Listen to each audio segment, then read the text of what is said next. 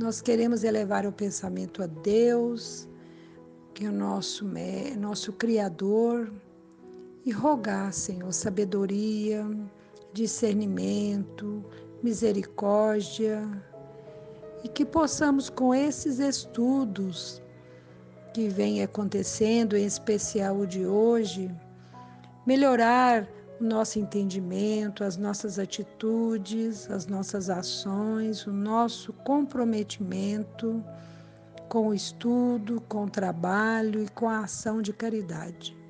Assim, alegremos com essa oportunidade e oremos a Deus toda proteção, bênção e orientação. Que Jesus ilumine o estudioso de hoje e abençoe todos os trabalhadores do Centro Espírita Amor e Caridade. Boa noite. Incompreensão. Fiz-me fraco para os fracos, para ganhar os fracos. Fiz-me tudo para todos, para, por todos os meios, chegar a salvar alguns. Paulo, 1 Coríntios, capítulo 9, versículo 22. A incompreensão, indiscutivelmente, é assim como a treva perante a luz. Entretanto, se a vocação da claridade te assinala o íntimo, prossegue combatendo as sombras nos menores recantos de teu caminho. Não te esqueças, porém, da lei do auxílio e observar-lhe os princípios antes da ação. Descer para ajudar é a arte divina de quantos alcançaram conscienciosamente a vida mais alta. A luz ofuscante produz a cegueira. Se as estrelas da sabedoria e do amor te povoam o coração, não humilhes quem passa sob o nevoeiro da ignorância e da maldade. Gradua as manifestações de ti mesmo para o teu socorro, não se faça destrutivo.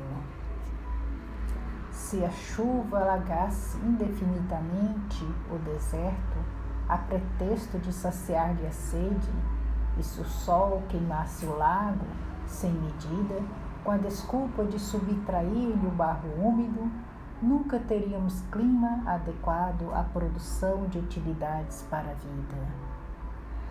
Não te faças demasiado superior diante dos inferiores ou excessivamente forte perante os fracos.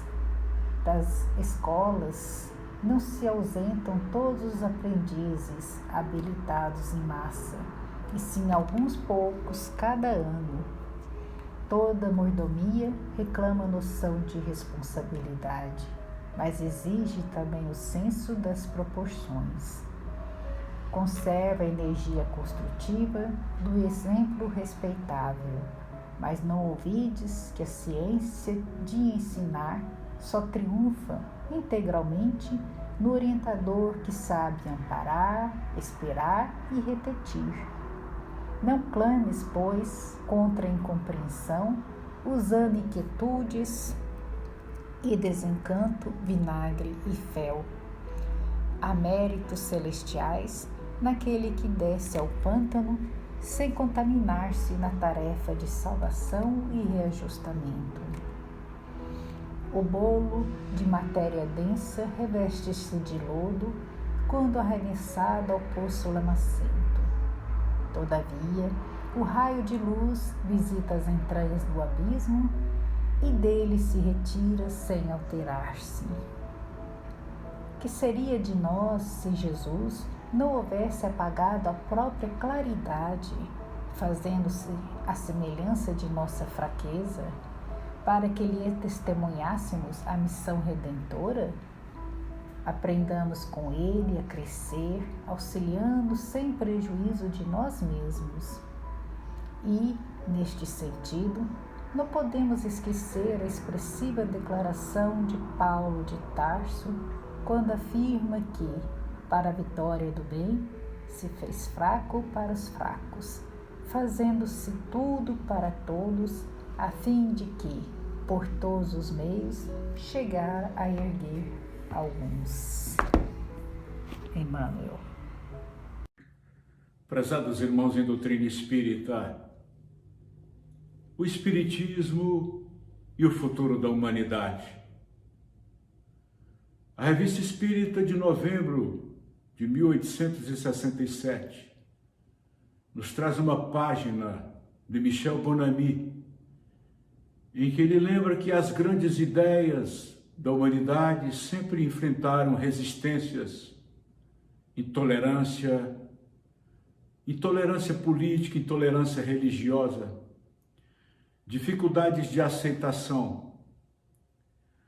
Nos faz lembrar que cada um de nós, em outras palavras, nos encontramos dentro do nicho do ambiente sociológico, na família, no meio geográfico onde fomos educados, da região de onde viemos, do aculturamento religioso que ganhamos desde a primeira infância e que tanto nos valeu, mas também lembrando que, aferrados às concepções, nós vivemos assim, como diria Jean Paul Sartre, agora a citação é minha, que de certo modo nós somos em tudo influenciados a ser, mas com esse pensador não seremos determinados a ser. O determinismo não é uma fatalidade, porque temos inteligência, temos capacidade cognitiva, e à medida que a ciência, de par com a razão, de par com a filosofia e de par com a religião, for avançando nos passos das descobertas, é necessário que venhamos a nos corrigir naqueles pontos de convicções que albergávamos por conta de conhecimento adquirido do meio familiar, religioso e regional, de onde viemos ou onde nos situamos. Eu gosto da alegoria da caverna, que é um dos capítulos da obra República de Platão, em que este discípulo de Sócrates recorda que havia um grupamento social que vivia na intimidade de uma caverna, e as gerações que nasciam e morriam eram sucedidas ao longo dos séculos, talvez dos milênios, onde havia um regramento de que ninguém poderia olhar para trás, para a entrada da caverna, onde uma fissura podia permitir pela abertura a entrada da claridade do sol. Era uma lei. Aquela abertura da caverna permitia também se ver que lá fora, no outeiro, num monte qualquer, uma fogueira era acendida por alguém, mas ninguém poderia voltar o rosto para trás. Seria castigado e punido por aquele sistema, pelo regramento da intimidade daquela caverna, daquela tribo que ali morava, até que um dia alguém resolveu transgredir a ordem, olhar para trás e mais, avançar e sair da caverna para descobrir que lá fora havia um mundo, um outro mundo, uma outra realidade, que era muito mais ampla do que a caverna deste mito trazido por Platão. Saiamos então das convenções, das convicções, nas quais fomos formados, não por ingratidão aos meios que nos propuseram conhecimento até aqui ou até ali, mas por uma necessidade intelectiva, a fim de que possamos avançar. Jung, na sua psicologia analítica, nos lembra que nós herdamos, por assim dizer, quase que por um fatalismo entre aspas, do qual deveremos nos libertar, portanto, tiraremos as aspas, em que os atavismos ancestrais são repetidos pela mente do ser humano, pelo filho, pelo neto, trazendo a reminiscência dentro desse inconsciente coletivo que jaz dentro de nós, do inconsciente profundo do nosso ser. E nós temos a tendência de repetir aquilo que a ancestralidade propusera, vivera ao seu tempo e que nos foi transmitido pela educação e pela tradição oral, pela tradição familiar, pela tradição da escola. A humanidade, num determinado momento, num determinado período civilizatório, por assim dizer, numa catarse coletiva, reproduz o pensamento do século, o pensamento das pessoas, e as pessoas poderão estar reproduzindo pensamentos do século pretérito e antipretérito por esse atavismo ancestral. Adquirimos consciência disto para modificarmos as nossas atitudes ao reformular o nosso modo de ver, as nossas convicções sobre as realidades da vida. Daí porque a doutrina espírita, que pretende ser não a religião do futuro, mas o futuro das religiões, veio nos trazer esse diálogo entre a filosofia, a ciência, para chegarmos ao preceito fundamental de base religiosa, ético-moral, que está toda na doutrina dos evangelhos de nosso Senhor Jesus Cristo. E o evangelho segundo o Espiritismo, que é o evangelho de Jesus na visão dos espíritas, dos espíritos da codificação, temos esta anunciação deste tempo novo, prometido por Jesus, como sendo o Espírito de verdade que ficaria conosco para sempre. Ele viria no seu advento, como profetizado e anunciado por aquele homem de Nazaré. Mas aceitar a doutrina, a filosofia, a ciência, os conceitos espíritas de interpretação no aspecto ético-moral do cristianismo é algo que hoje já é motivo de comemoração, depois de mais de um sesquicentenário de movimento espírita no mundo, sobretudo no Brasil, ao qual Humberto de Campos chamou como o coração do mundo e a pátria do Evangelho.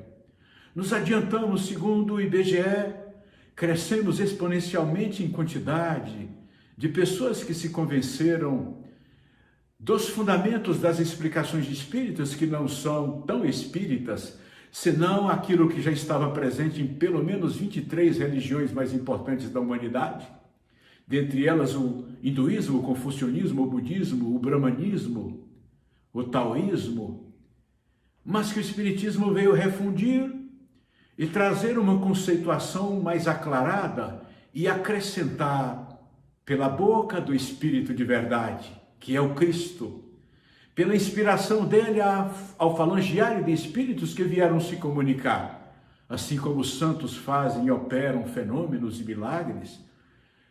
Milagres, na verdade, são fenômenos da natureza, até que um dia as pessoas possam explicar pela ciência que os milagres são tão naturais quanto científicos. Nós então estamos a dizer que o Espiritismo veio mostrar esse lado da razão na fé, mostrar que esses fenômenos são fruto de fenômenos da natureza e dizer à humanidade que fé inabalável é somente aquela que pode encarar a razão, face a face, em todas as épocas da humanidade. Sem razão, dizia Einstein, a religião será cega. Sem a religião, diria o mesmo cientista do século passado, a ciência sem a religião será paralítica. Então buscamos esses pilares para a fundamentação de tudo que vem a ser a proposta espírita no aspecto doutrinário. E dizermos que, assim como causa espécie a todos que estão fundamentados em convicções religiosas, que estão decididamente convencidos de seus pontos de vista, que são tão saudáveis, principalmente os que carregam uma doutrina que tenha como princípio, sem desvalorizar as demais, o Evangelho do Cristo, nós então diremos que é muito natural que a ideia reformulada, refundido com esta promessa do Cristo, como acreditamos nós, de que o Espírito Santo, o Espírito de verdade, viria consolidar e ficar conosco até o final dos tempos, é algo que lentamente vai sendo aceito dentro do campo da fenomenologia. Das constatações científicas, o tomógrafo que que prova que o cérebro em transe mediúnico gera frequência de onda mental, diferente das frequências que aparecem em outros estados de transe ou em outros momentos de alteração psicológica ou de doenças mentais. A ponto de uma das cadeiras de Medicina e Espiritualidade da USP, Universidade de São Paulo, tratar, dentro do campo científico, o fenômeno que nós chamamos de mediunidade, ou dos dons, como está nas tradições cristãs. A noite de Pentecostes destes dias, os acontecimentos mediúnicos diversos com os apóstolos, os fenômenos de cura, que é a transmissão do fluido animal para a cura, tudo isto que estava concentrado na própria pessoa do Cristo, que era a plenitude de todas as faculdades físicas e espirituais para os acontecimentos físicos e extrafísicos. O Espiritismo lança a sonda da observação para estudá-los em O Livro dos Médiuns, para descobrir que nós somos medianeiros nestes fenômenos, para constatarmos que, segundo a Organização Mundial de Saúde, muitos desses transes, desses acontecimentos medianímicos, nada mais são do que fenômenos naturais, não propriamente de demônios, de espíritos sofredores, diremos nós, imundos, mas também de espíritos bons, de santos que operam fenômenos, de espíritos que não receberam o título de santos, mas que foram tão santos quanto, espíritos amigos que operam na humanidade, porque no reino do Pai há muita tarefa para todo mundo e ninguém poderia ficar preso no céu ou no inferno mitológico das antigas crenças, senão operando no mundo, tanto os bons espíritos como os maus espíritos, de acordo à frequência, o padrão mental de cada um de nós, por uma lei de afinidade. Então, a Organização Mundial de Saúde recentemente criou o código F44.10, alguma coisa, para detectar a doença espiritual que não existia na codificação médica mundial. Então, o espírito causa doença nas pessoas? Freud achava que tudo era produto da cerebração do psiquismo humano, gerada esta cerebração no próprio ambiente das catexias, das comunicações neurais, que na verdade o pensamento era fruto do próprio aparelho físico cerebral. A Organização Mundial de Saúde do século XX, do século XXI, vem dizer que o cérebro, na verdade, é uma plataforma onde se manifestam espíritos, inclusive o nosso, que é um espírito encarnado, e esses outros espíritos que interferem em nossos pensamentos e atos, a ponto que de ordinário são eles que nos dirigem, diriam os espíritos a Kardec numa das suas perguntas em O Livro dos Espíritos, vem agora constatar cientificamente que são os mesmos espíritos que levam a transtornos psicológicos em muitas vezes, em ordinário, eles interferem em nossos pensamentos e atos, e então os médicos têm que dar tratamento espiritual àqueles que têm os chamados fenômenos de subjugação, antigamente de possessão, me parece que essa linguagem ainda está, porque é algo espiritual que está fora da produção da própria mente humana, senão de outra mente sobrepondo a mente humana. E de par com a ciência, a doutrina espírita caminhará, dizia o professor Hippolyte Léon Denisard Rivail, o professor Rivail, que usa o pseudônimo de Kardec para subscrever os comentários que faz nas obras da codificação do Pentateuco, dos 5 livros, o Evangelho de Jesus segundo o Espiritismo, o Livro dos Médiuns, o Livro dos Espíritos, o Céu e o Inferno e a Gênese, mais outras obras complementares. Depois daquela manhã de abril, no Palácio Royal, na Galeria d'Orléans, na Livraria d'Anty, quando se publicou naquele ano de 1857 o Livro dos Espíritos, as ideias pareciam ser ideias novas, porque eram interpretações, mas a ideia era a mesma, o pensamento do Cristo.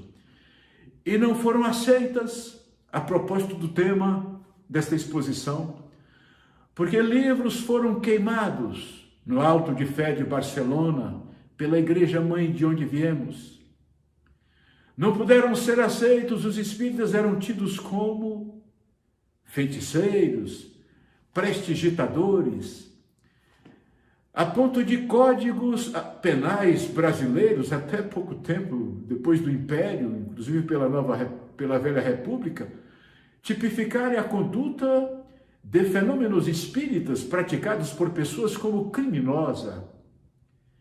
Tudo isso foi abolido, tirado das leis.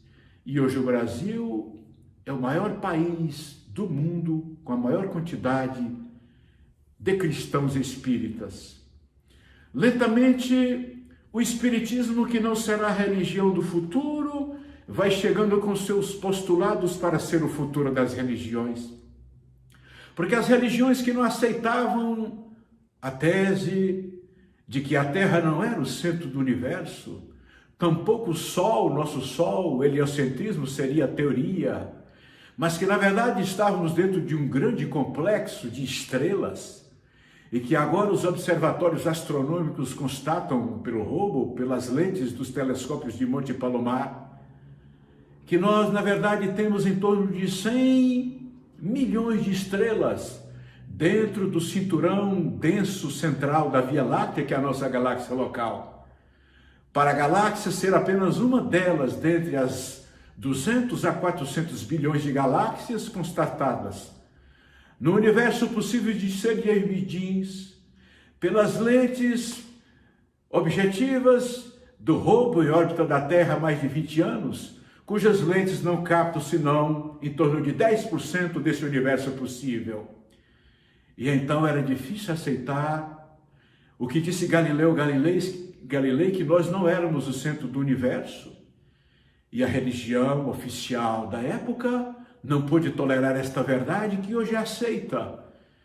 E então Galilei atravessou o tapete vermelho do Tribunal do Santo Ofício na Catedral de São Pedro, da Santa Sé, para ser interrogado e depois lavrado contra ele uma sentença de prisão perpétua domiciliar, além da obrigação que ele teve de retratar-se para dizer que nós, a Terra, éramos o centro do universo, quando na verdade somos um pequeno fragmento de mundo, dentre 8 globos que orbitam em torno de uma pequena estrela de quinta grandeza, tão pequeno o nosso Sol, que é tido como uma anã vermelha, que pela sua pequenez orbita em torno de uma estrela maior, uma das estrelas do complexo do Touro, dentro das Pleiades, em cujo universo possível relativo local da galáxia, dentro nela, estamos nós, como este pequeno fragmento de mundo, sem as pretensões. Cientificamente, lentamente vamos constatando aquilo que Galileu Galilei disse naquela altura da Idade Média, da idade sombria, da noite caliginosa de mais de 1000 anos. Mas as ideias são sempre difíceis de ser aceitas. Paulatinamente vão sendo aceitas como o Espiritismo vem, porque foi a doutrina espírita que de primeira vez anunciou a pluralidade dos mundos habitados. Que esses ninhos de vida, detectados por Galileu Galilei, antes pelas lunetas de Copérnico, na verdade são essa poeira que dorme no chão do firmamento, como dizia o poeta Castro Alves no século XIX, no seu famoso verso Deus Século. Nós estamos dentro desse grande complexo, há ninhos de vida, e Jesus então teria antecipado os astrônomos em 20 séculos ao dizer que havia muitas moradas na casa do Pai, e que se assim não fosse, ele nos diria, para que ele pudesse afirmar com autoridade que estes pontos vistos na umbela, na perspectiva do firmamento, talvez naquela noite, quando ele contemplara Jerusalém adormecida do alto do monte de Getsemani, quem sabe após os entardeceres em fogo da Judéia, quando, dizemos nós no poema Junho, apagava-se o dia e acendia o firmamento, ele constatando os círios luminosos nos céus, pôde dizer à humanidade que havia muitas moradas na casa do Pai. E dirão os espíritos, após a qualificação, que estes mundos pluralmente habitados são mundos físicos, como os constatou Jesus, os constatou com os olhos. Mas ele, o Cristo Espírito, que falava que o reino de Deus não estava na terra, o reino dos céus estava nos céus. Que estes céus, habitados por tantos mundos, por bilhões de galáxias, é um céu que, na verdade, divide espaços físicos com espaços extrafísicos. Existem mundos em que espíritos humanos de humanidade como a nossa, em corpos diferentes, de acordo às condições climáticas, as condições da escala biológica ou da escala química que ali existe, aqui na Terra, oxigênio, hidrogênio, azoto, lá outras substâncias, darão um tipo de performance para a humanidade própria de cada globo. Mas Jesus estava a nos dizer que nesses globos existem suas cápsulas planetárias, estações espirituais, planos espirituais que os envolvem, onde os espíritos deixaram a carne no plano físico e foram para a dimensão espiritual sem sair da própria realidade do globo. É o Espiritismo que nos dará notícia dos mundos habitados físicos e extrafísicos. Quando publicada a obra Nosso Lar, a própria Federação Espírita Brasileira foi surpreendida, porque o médico sanitarista brasileiro, e provavelmente seja ele Oswaldo Cruz, com o pseudônimo de André Luiz, utilizando-se de um nome de um irmão, o pseudônimo é o nome de um irmão biológico de Chico Xavier, ele diz, não importa o meu nome, e diz que quando nós morremos aqui na Terra, no nosso globo, como poderia acontecer em outros globos habitados por humanidade física, porque só habitam globos com humanidade física, aqueles globos ainda em estágio primitivo, em planetas de expiação e provas, de regeneração, ou até planetas de mundos felizes. Fora isso, os espíritos puros já não precisam de corpos em planetas que são habitados por espíritos puros, onde a humanidade não necessita deambular com um corpo físico denso, pesado como o nosso. Aliás, o nosso corpo é herdeiro de um ancestral símio, que fazia lembrar o chimpanzé.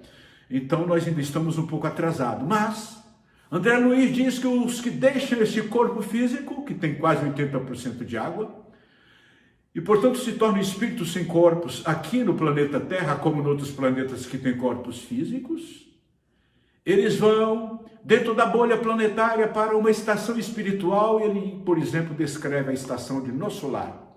É uma cidade espiritual na altura da ionosfera sobre a cidade do Rio de Janeiro, onde há uma conformação de cidade, regulamentada por 72 ministros, portanto, os seus ministérios de organização, por assim dizer, entre aspas, burocrática, uma cidade desenhada numa plataforma, vamos dizer assim, arquitetônica, que faz lembrar na base a estrela de Davi, as suas 6 pontas, na ponta de cada uma das quais se encontram os ministérios.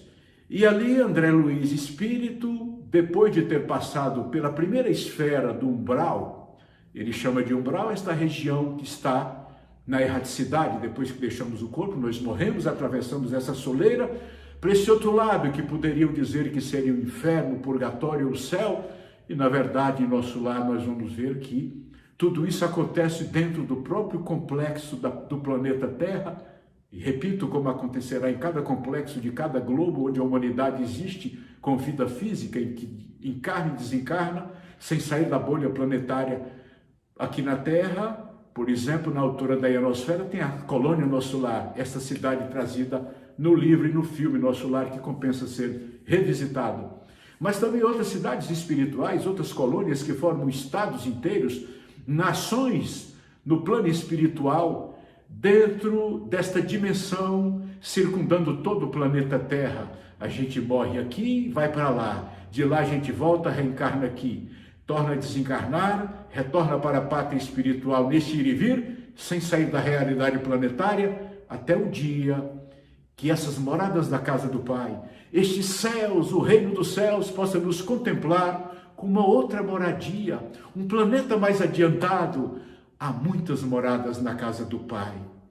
O Espiritismo, lentamente, vai trazendo a humanidade e as crenças. Basta dizer que o censo pode constatar que uma grande porcentagem, quase 50% dos nossos irmãos católicos, de cuja igreja mãe eu vi e a qual sou grato, quase a metade deles respondendo a uma pergunta específica de pesquisa, disseram acreditar na reencarnação. Embora este credo tenha sido amputado no Concílio de Constantinopla por imposição de Teodora de Bizâncio, que levou o imperador Constantino a afastar por uma votação pífia de 2-1 dentro do clero a teoria dos renascimentos, que era consagrada pelo bispo Orígenes, que era platônico e acreditava que poderia o cristianismo primitivo, como fora reencarnacionista, ou como fora crente na teoria dos renascimentos, para adaptarmos a linguagem antiga e não a linguagem da codificação, que é questão de palavra dizendo a mesma coisa. Então, o pensamento de Orígenes era este.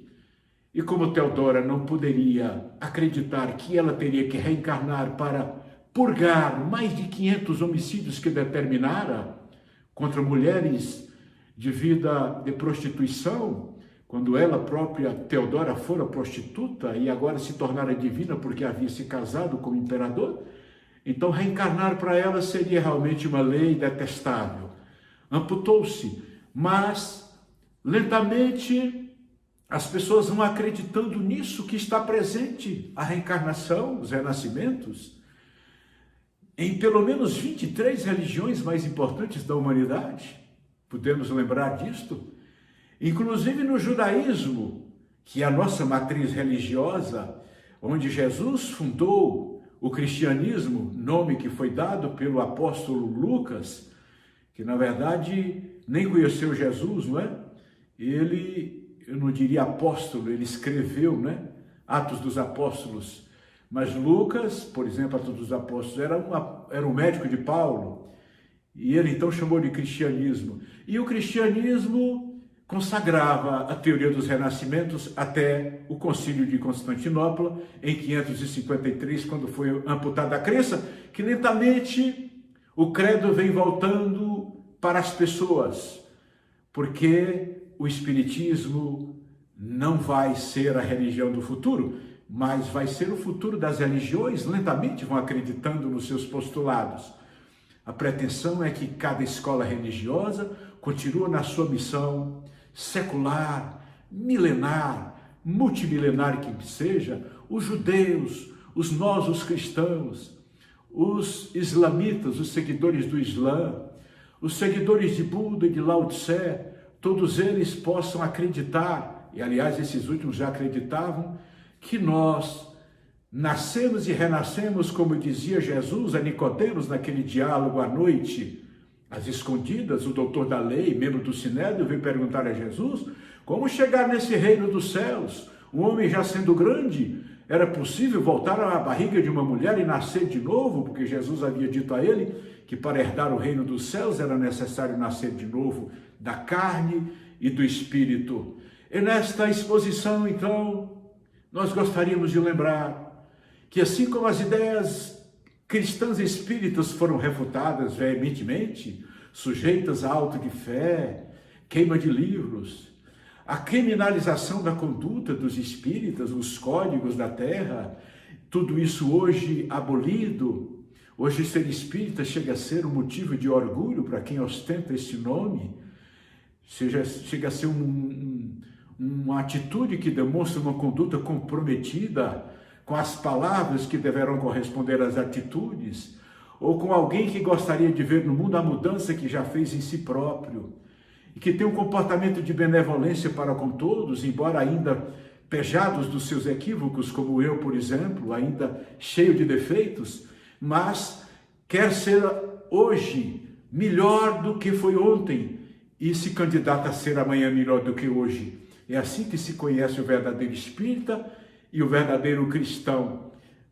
E assim como a doutrina espírita teve dificuldade de ser aceita, nós vamos lembrar que Jesus teve muita dificuldade de ser aceito no seu tempo. E que os primeiros séculos os apóstolos sofreram, deram nos primeiros anos os testemunhos no Circo Máximo em Roma, de frente ao Palatino. Na época de Nero, eles eram entregados às feras sanhudas para serem devorados enquanto cantavam hinos. Na dobagem do ano 70, quando inaugurado o Coliseu de Tito de Vespasiano, ainda um cristão com a voz estrangulada gritava do centro da arena romana: Ave Cristos que vão viver, o saúdam para sempre. A perseguição aos cristãos, que perdurou primeiro, segundo, terceiro, quarto século, em que todos morriam nas arenas, devorados pelas feras sanhudas, sacrificados em postes, onde eram queimados vivos, por apregoarem o pensamento do Nazareno bondoso. Quanta intolerância nos credos, nas nações politeístas, no próprio judaísmo, que tanto perseguiu aqueles que seguiram Jesus.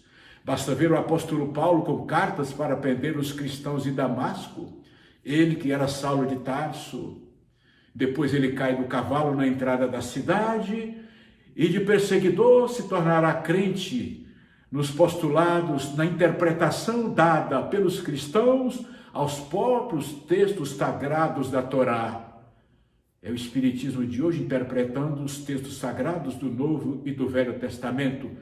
Éramos seguidores de Jesus interpretando os textos do Velho Testamento, diferentemente na interpretação que eram dados pelos judeus. Os cristãos apregoavam, interpretando os textos sagrados, como o amor que se deveria ter ao próximo, como deveria amar a si mesmo, quando Israel pregava a guerra contra os infiéis. Os cristãos diziam amar o próprio inimigo. Era difícil suportar a doutrina desse Jesus, que fora mandado após aquela noite da sua paixão, quando ele contemplava Jerusalém adormecida. Ele, olhando para as estrelas, onde havia muitas moradas na casa do Pai, aguardou que a madrugada fosse lentamente devorada pelo amanhecer. Quando os soldados chegam, ele está preso. E às 9 horas da manhã da sexta-feira, interrogado no pretório de Pôncio Pilatos, antes tendo passado pelo interrogatório perante Caifás, para as 3 da tarde estar crucificado no Monte Gólgota, em nome de uma interpretação de textos religiosos. E basta lembrarmos que, como dizia Gandhi, apedrejar profetas e mais tarde erguer templos em sua memória tem sido a prática da humanidade durante eras. Hoje adoramos o Cristo, mas o Cristo encarnado, nós o crucificamos. E talvez o crucificaríamos de outro modo se ele aparecesse aqui hoje. Porque as religiões disputam autoridade para interpretar os textos do Evangelho, do Novo Testamento. Ainda hoje, os judeus não acreditam que Jesus tenha sido enviado, o modelo da humanidade, para nós, o governador planetário, o co-criador do planeta, o Deus planetário, se quiserem dizê-lo, mas planetário, não o Deus do sistema gravitacional, do universo onde está o reino dos céus, que ele dizia que reservaria para nós. E hoje não se encontra um nicho específico onde estão os céus, depois desse universo de bilhões de galáxias. O próprio Papa João Paulo II havia dito que são territórios céu e inferno, territórios da mente. O reino de Deus está dentro de nós, onde está escrita a lei de Deus na consciência, responderam os espíritos a Kardec. Lentamente a religião vai aceitando os postulados espíritas como esta atitude de sua santidade, porque o espiritismo, repito, será o refrão da exposição, não será a religião do futuro, será o futuro das religiões que continuarão nos seus templos, nos seus segmentos, cada qual desempenhando nas suas escolas religiosas a sua missão, que há de ser milenar, mas levando as constatações filosóficas, científicas, as descobertas da ciência de par com o movimento espírita que há de ser secularizado. E nós ficamos pensando, então, o espiritismo e o futuro da humanidade. O que aconteceu a Sócrates, que é um verdadeiro precursor do cristianismo e um verdadeiro antecedente do espiritismo, porque foi Sócrates na praça pública em Atenas, na Ágora, diante de um tribunal dos 501, um júri popular, ele faz a sustentação da verdade de que nós viemos do campo das ideias. Nós estamos aqui, não somos daqui, porque o espírito está encarcerado no corpo, que é o cárcere da alma. E que há muita sabedoria, dizia ele na sua maiêutica, em pensarmos que muitas das verdades que nós sedimentamos como convicção plena, e nós iniciamos a exposição lembrando do atavismo ancestral, das crenças que trouxemos, ou do psiquismo que é irmanado com o psiquismo daqueles que nos antecederam em vidas, ou na própria vida presente, como os nossos pais e avós.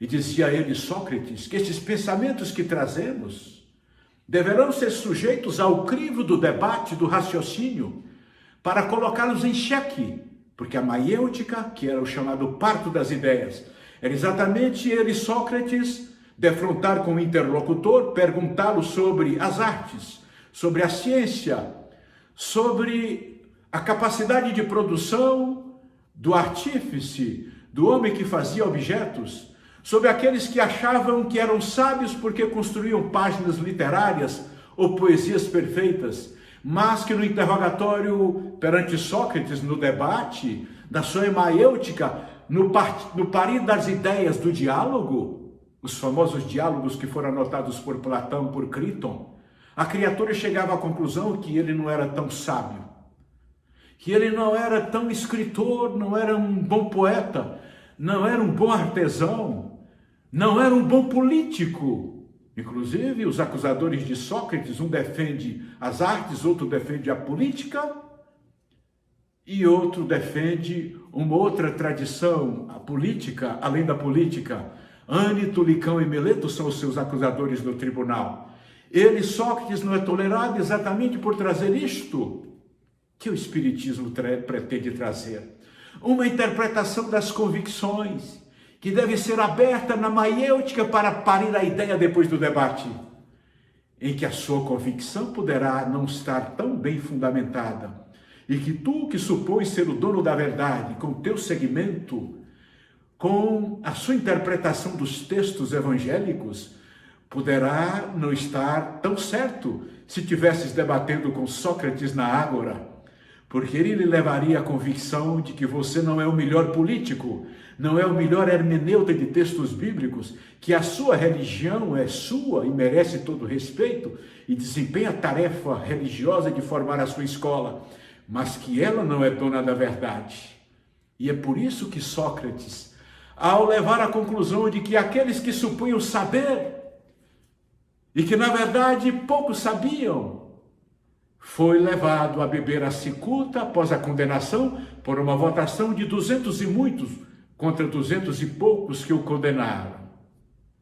E quando quiseram dar a ele a pena de substituição da pena capital por uma pena de desterro, ele disse, eu não posso aceitar ser expatriado da minha terra para servir de estorvo em pátria alheia, porque para onde quer que eu vá, eu me levarei tal qual eu sou. E esta deve ser uma lição para confluir para o término da exposição. Nós morremos aqui, desencarnamos, deixamos a vida, esta vida que Sócrates dizia que veio de lá do campo das ideias. O renascimento que Sócrates apregoava através da paligenesia, que é a teoria de nascer, morrer e renascer, voltar a viver, que cunhamos como reencarnação, que é a mesma coisa. Ele dizia que nós, ao morrermos, levaremos os nossos defeitos para onde quer que nós possamos ir. Se eu sou, então, um espírito mau, estaria eu no inferno, nas geenas infernais, na tradição que nós herdamos da nossa cultura religiosa ancestral, ou ainda presente? Assim como ele, Sócrates, não aceitava o desterro porque seria ele em outra pátria, nós, ao morrermos, também seremos nós na pátria espiritual. Para onde quer que nós possamos ir, nós nos carregaremos tal qual somos. Era um dos seus discursos perante os seus juízes naquele julgamento há 500 anos aproximados atrás, 499 anos antes de Cristo. Estamos então a dizer que foi tão difícil a humanidade, a civilização grega, aceitar a interpretação de Sócrates, porque ela era tão revolucionária, como anota Platão, já que Sócrates nada escreveu, tão revolucionária que ela era, de fato, já o dissemos, precursora do cristianismo, precursora do espiritismo, que é o cristianismo redivivo.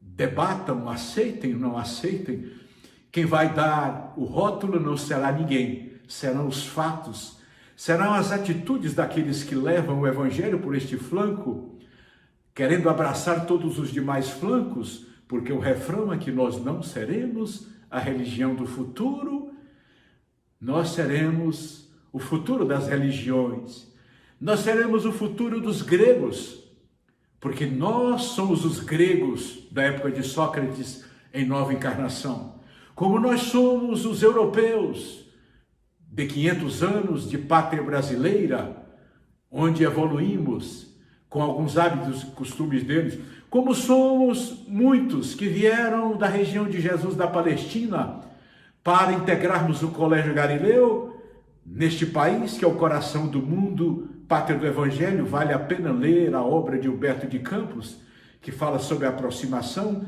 as duas importantes reuniões que Jesus fez no século XIV, programando o descobrimento, as caravelas que avançariam pelos mares, o primeiro e o segundo reinado, a proclamação da República, a velha e a nova República, e o trânsito com as dificuldades que ainda hoje sobraçamos para a emancipação da nossa pátria, que hoje já pode ser considerado um país emergente, mas onde há todo tipo de espírito de todos esses lugares. Jesus não mandou para o Brasil anjos, mandou estes que a gente conhece aí, que nas últimas operações do ano atrasado, passado, alguns desceram as cadeias, outros estão respondendo a processos, tantos outros condenados, até que a gente vá depurando, porque a oficina do Jesus é a oficina que veio para os doentes e não para os sãos.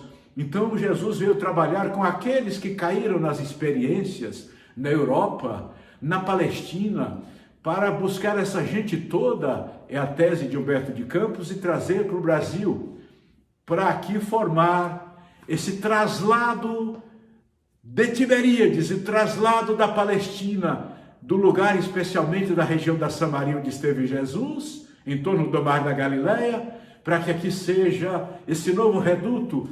Faz lembrar a Baía de Guanabara, quando do descobrimento, parece aquilo ali, aquele local do mar, da Bahia, um pouco o alargamento do Mar da Galileia, que tem uma extensão de 14 quilômetros por quase 10 de largura, uma extensão que faz lembrar a antiga Baía da Guanabara, o Brasil, nesta poemática de Humberto de Campos, o Espiritismo e o futuro da humanidade. De par com a razão, diz o codificador, andaremos. Sempre que a ciência constatar algo, nós estaremos com a ciência. Aquilo que a ciência ainda não pôde constatar, nós revelaremos até a medida em que a inteligência humana possa cogitar, interpretar e debater, como a pluralidade dos mundos habitados, que lentamente vai dando passos para a comprovação. No campo físico, um sistema extra-sistema solar, portanto, um outro sistema, descobriu um planeta em cuja superfície demonstra-se haver substância líquida, poderá ser água, metano, outra substância. Dentro da Via Láctea nós temos 17 milhões de globos, em condições de esfera e órbita em torno de centros maiores que fazem lembrar a constituição do planeta Terra. Embora a água, até o momento, aqui dentro do nosso sistema, só pode ser constatado nas crateras da Lua, e me parece que agora nas profundezas do solo de Marte. Lentamente a ciência vai lançando as sondas das investigações nesse extraordinário cenário de mundos, nessa poeira que dorme no chão do firmamento. Ave Cristo, como cristão, na arena da vida dos nossos tempos nós diremos: salve Jesus, e que Ele nos livre da pandemia, que o cavaleiro amarelo do Apocalipse possa já ter transitado, campeando, galopando em todos os países como vem sendo, para que a humanidade tenha o fechamento deste selo e que se passe este momento que ainda não é o juízo, porque o juízo se dará em pílulas, já lembramos noutra exposição.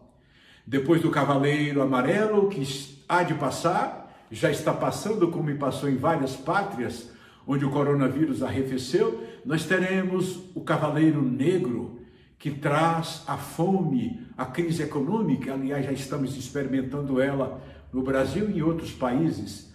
Depois virá o cavaleiro branco, que traz a aparência de ser bom. Tomara que ele seja bom, o ginete seja bom, porque muitos cavaleiros brancos, salvíficos da pátria, vieram galopando e não foram tão bons. Depois diz João, nesse diálogo que ele tem com Jesus, na intimidade de uma caverna na ilha de Patmos, virá o cavaleiro vermelho da guerra.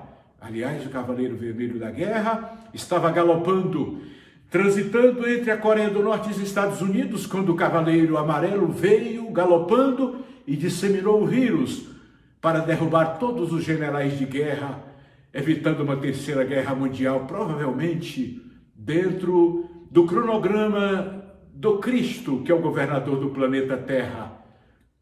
Uma boa noite a todos, um grande abraço e até breve. Possamos agradecer a Deus pela oportunidade que nos é concedida, pela chance diária de trabalharmos, semearmos e principalmente de colhermos e podermos assim aproveitar os frutos do nosso próprio trabalho, do nosso próprio esforço, crescendo todos os dias e tornando-nos melhores do que fomos ontem e não melhores do que outro.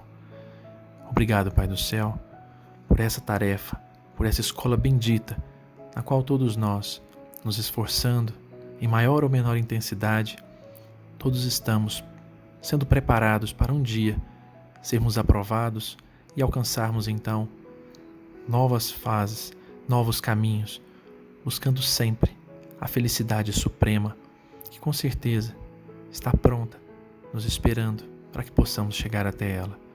Que o Senhor nos ilumine e nos inspire nessa grande caminhada, hoje, agora e sempre, que assim seja.